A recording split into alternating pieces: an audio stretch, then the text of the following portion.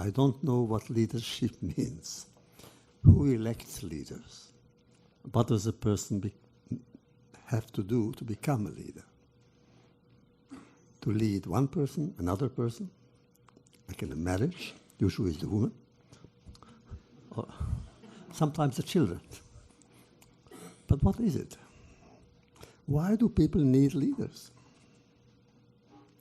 Oh, history, of course, Jewish history especially, and general history, is full of stories about leaders.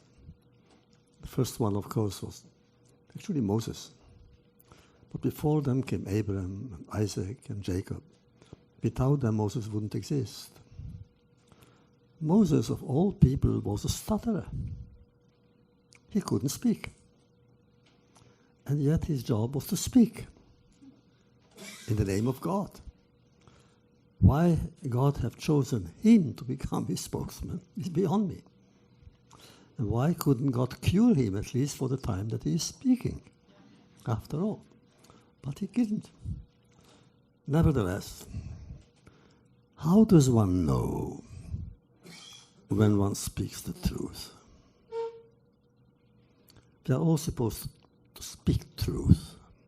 How do we know it? Is there a way of measuring what is false, what is true? There is no such thing. But truth must be absolute. It's enough for a little bit of untruth to enter it. It's no longer true. How do we prevent that from happening? Some of us, of course, have devoted their lives to preserve truth. Some of us believe that truth is in memory. Without it, memory would be groundless, futureless, and surely pointless. What do you do with it? And where does memory begin? With our birth? With our education? With our knowledge? Where does it begin? So psychologists will tell you, of course, it goes back, especially Freud and his disciples, Adler and so forth. It goes back and back generations and generations. Which means I have to carry in me, in my memory, the memories of my father and grandfather and his. And so go back to Abraham. And maybe even to Adam and Eve. Why not? It's possible. Without it, without memory, what would life be? I have dealt with that problem a lot. When I was in Paris, I was a student.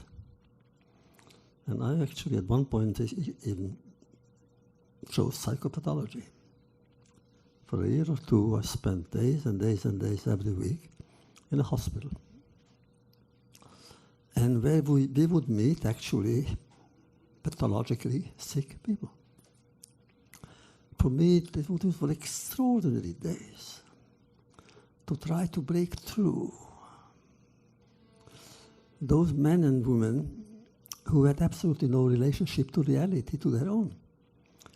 And the only way for them to know their reality is to become aware of mine. And at least for a year or two when I was a student there, I studied psychology and so forth, that was my work. How to awaken in them their humanity. And the only way to awaken my humanity is through yours. No human being is alone. God alone is alone. We are not. And therefore, our moral duty is that whenever a person or a community or a group feel alone, we must come and say, you are not alone. I can tell you for the victim, usually the worst part of victimhood is to feel alone, forgotten, forsaken, abandoned, neglected. The least we can do is tell that person, no, wait a second, no.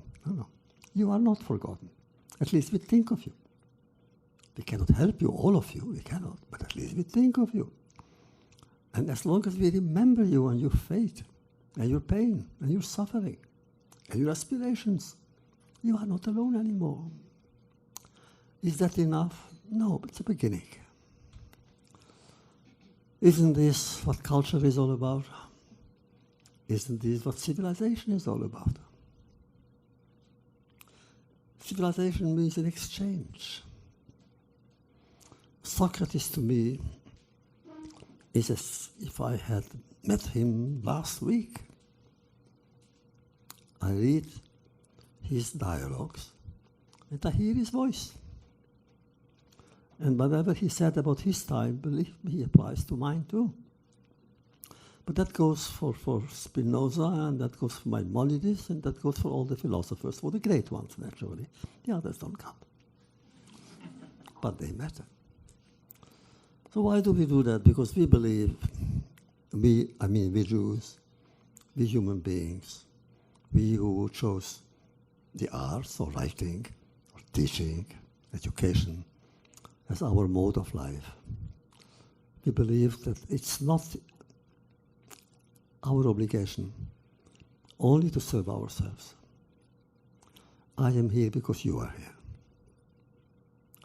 I'm here because someone else is here, and he or she may need me.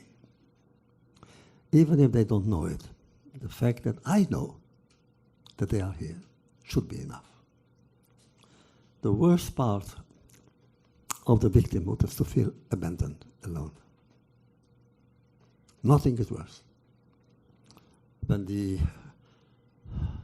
tormentor in Dostoevsky's stories says to the victim, to the prisoner, "Why do you resist? Nobody cares.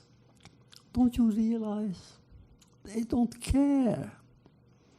And then the victim would say, the prisoner would say, "Yes, but because they don't know." "Don't be silly," says the tormentor. "They know. I told them what I'm doing. They know everything that you are going through now. They don't care." Nothing can be more terrifying.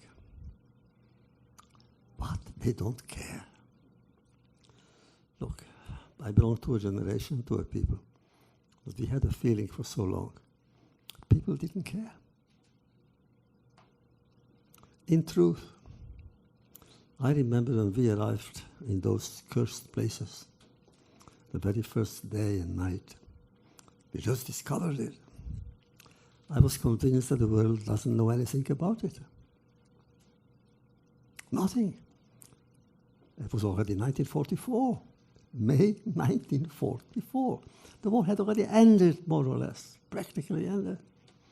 But the Germans have still continued their work to kill Jews and more Jews. Had we known then, in Auschwitz, that the world knew about Auschwitz and couldn't care less, believe me, our despair would have been limitless. And I'm sure it could have caused many, many, many suicides. Luckily, we didn't know. But we must know. Today we must know. We must know that whenever people suffer, we must know about it. At least know. And people are in need. And people feel victimized, humiliated. Simply, we cannot be silent. The least we can do is raise our voice. I don't have the strength to fight him, but at least I can raise my voice. Not to do it would be a sin.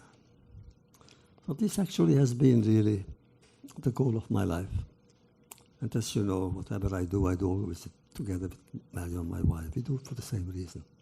We do it using almost the same language because, look, somebody must do it. People suffer, we must be there at least. I cannot help all the suffering, but be there. Just be there. So what am I telling you? I'm telling you that humanity, to be human in the name of humanity means always to be involved. Not to ignore, someone else's pain. Never. Not to ignore someone else's solitude. Never. Not to ignore someone else's despair. Never, never. Once we know, then of course, okay, whatever we do. So, tonight for us is important, both for us, both of us and all of us. Because tonight we express gratitude, and I believe in gratitude more than in many other virtues. Gratitude. A person who is incapable of gratitude, something is wrong with that person's humanity. You know, we Jews, the first prayer in the morning is gratitude. We thank God for waking up. Just like that. Waking up from sleep. Okay? Gratitude.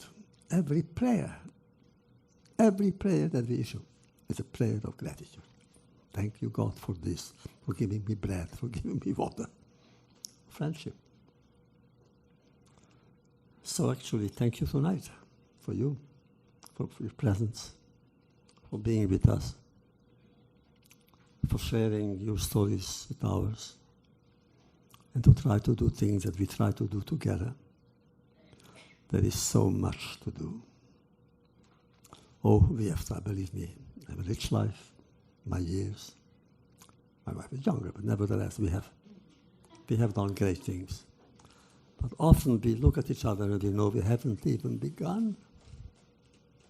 Oh, really, my feeling is we haven't even begun.